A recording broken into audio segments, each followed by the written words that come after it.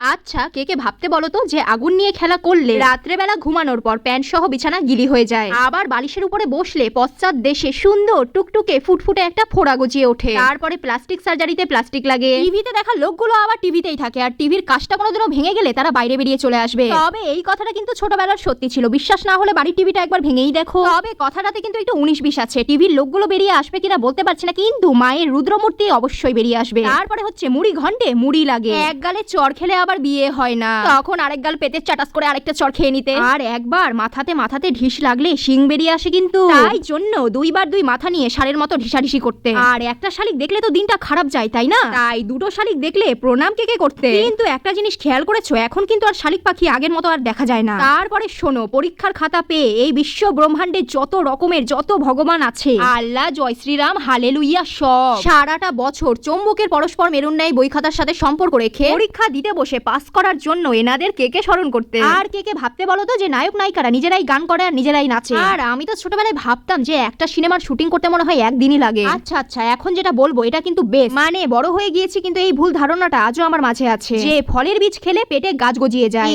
কি ভয়ে ভয়ে যে ছোটবেলায় তরমুজটা খেতাম রে ভাই। আর আমি কল্পনা করতাম কি জানো, নাক দিয়ে আর কান দিয়ে গাছের ডাল বেরিয়ে ফল গজিয়ে যাবে, তারপরে খেতে খেতে কিংবা অপ্রয়োজনে বই খোলা রাখলে সেই পড়া বাতাসে উড়ে যায়, আর ওই পৃষ্ঠার পড়াটা কোনোদিনও আমাদের মুখস্থই হবে না। আবার ইঁদুরের গর্তে দাঁত ফেললে দাঁত সুন্দর হয়, কিন্তু ফোকলা দাঁতের মারি যদি কাক দেখে নেয় কিনা, সেই জায়গায় কিন্তু আর কোনোদিনও দাঁত গজাবে না। এবার ছোটবেলার সব থেকে বড় ধোকাটা এখন আমি বলতে যাচ্ছি। কে ভাবতে শুনি আত্মীয়দের দেওয়া টাকা বালিশের নিচে রেখে ঘুমানোর পর সেই টাকা তুমি আবার ফিরে পাবে। হঠাৎ করে কেন জানি না আমার মায়ের কথাটা খুব মনে পড়ছে। তারপরে রাত্রেবেলা হাঁটলে আমাদের সবার প্রিয় চাঁদ মামুও আমাদের সাথে সাথেই হাঁটে। আচ্ছা, এবার বলো কে ভাবতে বড় হয়ে ডাক্তার, ইঞ্জিনিয়ার, ব্যারিস্টার, সুপারস্টার আর কত কিনা হবে।